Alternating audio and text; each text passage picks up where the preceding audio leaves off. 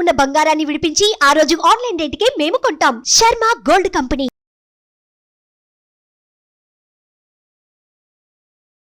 నమస్తే, welcome to Suman TV. నేను మీ యామిని. ప్రస్తుతం మనతో ఉన్నారు ప్రముఖ ఆధ్యాత్మికవేత్త, సైకాలజిస్ట్ హరి రఘుప్రియ గారు ఉన్నారు. మనకున్న సందేహాల్ని అడిగి తెలుసుకున్నాం అమ్మతో. నమస్తే అమ్మ. నమస్తే అమ్మా. అమ్మ, ఈ క్రోధినామ సంవత్సరంలో అంటే ఈ సంవత్సరం నర్మదా నదికి పుష్కరాలు వస్తున్నాయి అన్నారు కదమ్మా, దానికి సంబంధించిన విశేషాలు తెలియచేయండి. తప్పకుండా.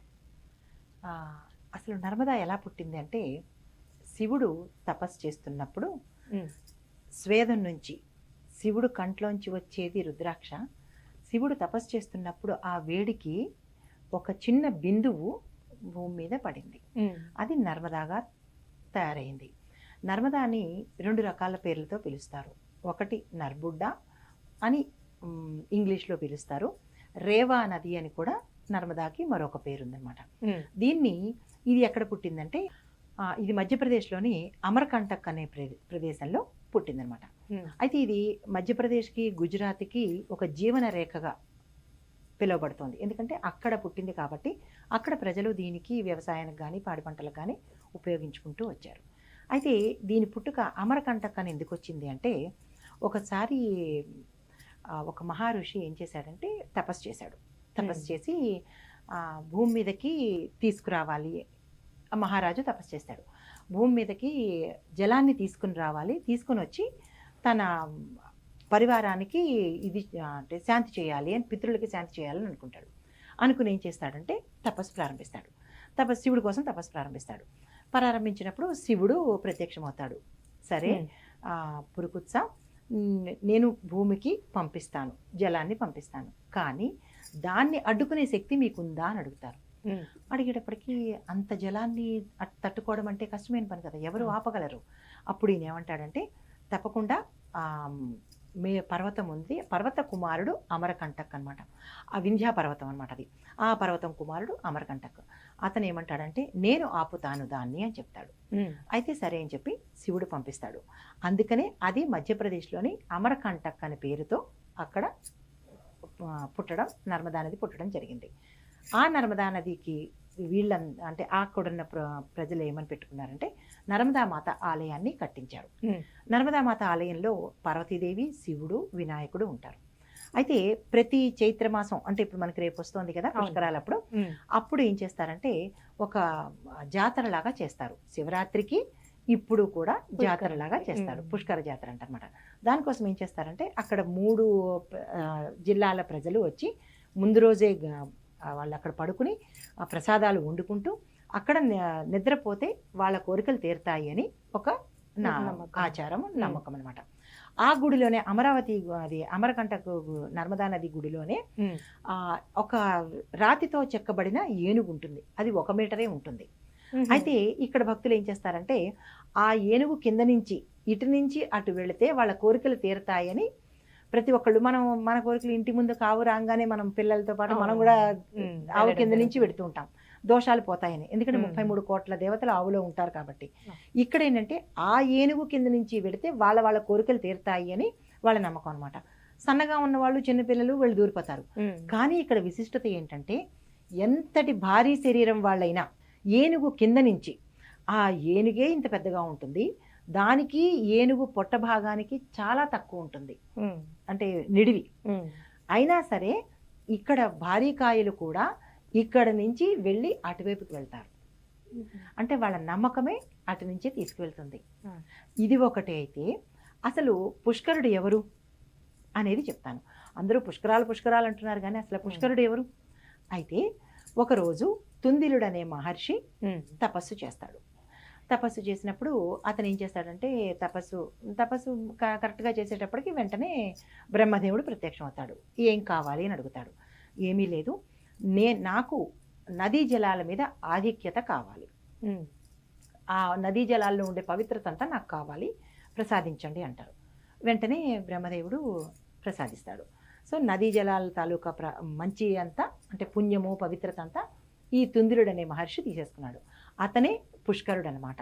పుష్కరం అంటే 12 సంవత్సరాలకు ఒకసారి వచ్చేది. మేషరాశి నుంచి మీనరాశి వరకు మనకి 12 రాశులు ఉన్నాయి. ఒక్కొక్క రాశికి ఒక్కొక్క నదికి, అంటే 12 నదులకే, నదులు మనకి బోల్డ్ ఉన్నాయి కానీ 12 నదులకే ఈ యొక్క పవిత్రతని ఆపాదించబడింది అనమాట. అప్పుడు ఏం చేస్తాడంటే ఈ తుందిలుడు మహర్షి ఎప్పుడైతే ఆ వరం స్వీకరించాడో, ఈ నదుల్లోన అందరూ, ఇప్పుడు నదుల్లో మనం దేనికి పెడతాము, మన పాపాలు కడుక్కోవడానికే పెడతాము. కానీ నదీ స్నానాలు అంటే ప్రత్యేకించి పుష్కర నదీ స్నానాలు చాలా విశిష్టతను సంతరించుకున్నాయి. ఎందుకు అంటే దానికి మరొక చిన్న కథ యాడ్ చేస్తాను, చెప్పాలి తప్పగదు. అయితే ఈ తుందిలుడు ఎప్పుడైతే పుష్కరానికి సంబంధించిన పవిత్రతను తీసుకున్నాడో, వెంటనే బృహస్పతి అన్నాడు. బృహస్పతి కూడా తపస్సు చేసి, బ్రహ్మదేవ, తుందిలుడికి తుందిలుడు అంటే పుష్కరుడు అనమాట, పుష్కరుడికి ఎప్పుడైతే ఆ పవిత్రతను ఇచ్చేశారో మరి నాకు కూడా ఇవ్వాలి కదా అంటారు. అయితే మీరిద్దరూ మాట్లాడుకొని నాకు చెప్పండి, మీలో ఎవరికి ప్రత్యేక స్థానం ఇవ్వాలి అని అంటే ఇద్దరు ఎవరు ఒప్పుకోరు కదా ఆ స్థానాన్ని వదులుకోవడానికి. అయితే మళ్ళా ఏం చేశారంటే బ్రహ్మదేవుడు, పుష్కరుడు, ఈ బృహస్పతి ముగ్గురు కలిసి కూర్చుని ఏమన్నారంటే, మీరిద్దరికీ సముచితమైన స్థానం, అంటే ఇద్దరికి సమాన స్థాయి ఇస్తాను, ఇద్దరికి సమాన ప్రత్యేకత ఇస్తాను, సరిపోతుందా అన్నారు. సరే అన్నారు. అయితే మళ్ళీ బ్రహ్మదేవుడు అన్నాడు, పుష్కర, నువ్వు నా కమండలంలోకి వచ్చేయాలి అన్నాడు. ఎప్పుడైతే సరే వచ్చేస్తాను అని చెప్పి ఈ పుష్కరుడు మొత్తం బ్రహ్మదేవుడు కమండలంలోకి వెళ్ళిపోయాడు. వెళ్ళిపోయిన తర్వాత అప్పుడు ఆయన సృష్టి కార్యం చేశాడు. ఇదంతా అయిన తర్వాత జలం లేకుండా సృష్టి కార్యం అవ్వదు కదా. అప్పుడు బ్రహ్మదేవుడు ఏం చేశాడంటే విష్ణుమూర్తి సహాయంతో సృష్టి కార్యం మొదలుపెట్టాడు. మొదలుపెట్టిన తర్వాత మరి నదుల్ని బయటికి వదలాలి కదా. ఆ వదలాలి అంటే శివుడు ఏం చేశాడు, మళ్ళా తపస్సు చేశాడు. శివుడు మాత్రమే తపస్సు చేశాడు. తపస్సు చేసేటప్పటికీ ఆయన స్వేదనలో, అంటే ఒంటి మీద నుంచి ఇక్కడ నుంచి కారిన ఒక బిందువు నర్మదామాత అయింది. ఇంకా తపస్సు ఉధృతం అవుతున్నప్పుడు ఆయన రోమంలో నుంచి స్వేదనం మొదలుపెట్టింది. ఆర్ద్రతనే స్వేదనం అంటారు. ఆ స్వేదనమే పర్యాయ పదంగా స్వేదం అయ్యిందనమాట. అయితే అవన్నీ కలిపి జలరాశులైనవి. ఆయన తపస్సు ఇంకా ఉధృతమైంది. ఉధృతమయ్యేటప్పటికీ ఆయన వేడి ఎక్కువ అవ్వడం వల్ల భూతలం మీద ఆయన రేతస్సు పడింది. ఎప్పుడైతే ఆ రేతస్సు పడిందో అది ఉప్పగా మారి సముద్ర జలాలైనవి. అంటే శివుడి తాలూకా రేతస్సు సముద్ర జలమైంది. ఆ తర్వాత ఆయన దాన్ని, ఈ నదులన్నీ మంచిగా వచ్చినాయి కదా, అంటే మామూలు స్వేదంతో వచ్చినవి అవి నదులైనవి అనమాట. సాగరాం నదీనాం సాగరోగతి, ఈ నదులన్నీ కలిసి సాగరుల్లో కలవాలన్నమాట. తర్వాత ఈ పుష్కరాలకున్న ప్రత్యేకత ఏమిటంటే, ఆ పుష్కరాల రోజు మనము ఒక శ్లోకాన్ని చదువుకోవాలి. శ్లోకాన్ని చదువుకోవాలంటే, పిప్పలాదస్య కృతే సముత్పన్న కృత్యే లోక భయంకరి మృతికాం మయా దత్తం ఆహారం ప్రతికల్పతాం. అంటే ఈ స్నానం చేసేటప్పుడు పురుషులైతే మృతికానాం అనుకోవాలి, స్త్రీలైతే హరిద్రాం అనుకోవాలి. హరిద్రం అంటే పసుపు. దాన్ని ఏం చేస్తామంటే పుష్కర స్నానం చేసేటప్పుడు ఒడ్డున మట్టి తీసుకుని ఆ నదికి 3 సార్లు ఇలా వెయ్యాలి పురుషులైతే. అదే స్త్రీలైతే పసుపు కుంకుమ తీసుకుని 3 సార్లు నదిలో వేసి అప్పుడు 3 మునకలు చేయాలి. అంతేగాని మన స్నానం అంతా అక్కడే చేసేసుకుని సబ్బులు షాంపూలు మొత్తం బట్టలు పట్టుకుని అక్కడికి వెళ్ళి స్నానం కాదు. నదీ స్నానం పుణ్యం కోసం ఇంట్లో శుభ్రంగా సూర్యోదయానికి ముందే స్నానం చేసి ఈ శ్లోకం చెప్పుకుని మంచి బట్టలు, పవిత్రమైన బట్టలు వేసుకుని అక్కడికి వెళ్ళి 3 మునకలు ఇలాగ పెట్టి 3 మునకలు మనం మునగాలి తప్ప స్నానపానాదులు అక్కడ చేసుకోవడానికి కాదు.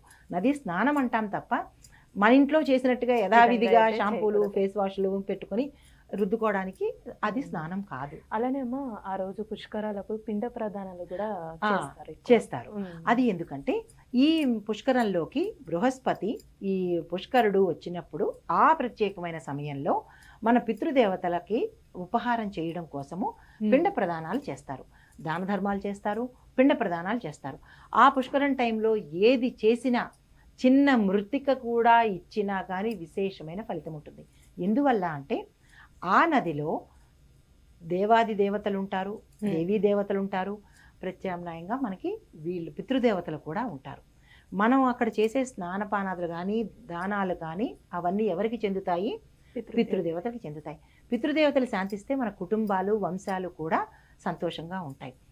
తర్వాత ఇవి చేసేటప్పుడు ఏం చేయాలి అంటే ఉదయానికి సూర్యోదయానికి ముందే స్నానాలు చేయాలి తప్ప దానాలు కానీ ధర్మాలు కానీ స్నానాలు కానీ సూర్యోదయానికి ముందు చేయాలి.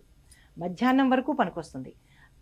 ఎప్పుడైతే మధ్యాహ్నం దాటిందో అసుర సంధ్య అంటారు. ఆ టైంలో చేసేవేవి ఫలితాన్ని ఇవ్వవు. చాలా చక్కగా తెలియజేశారమ్మా, ధన్యవాదాలు. నమస్తే. సుమన్ టీవీలో మీ పర్సనల్ అండ్ బిజినెస్ ప్రమోషన్స్ కోసం కింది నెంబర్కి కాంటాక్ట్ చేయండి.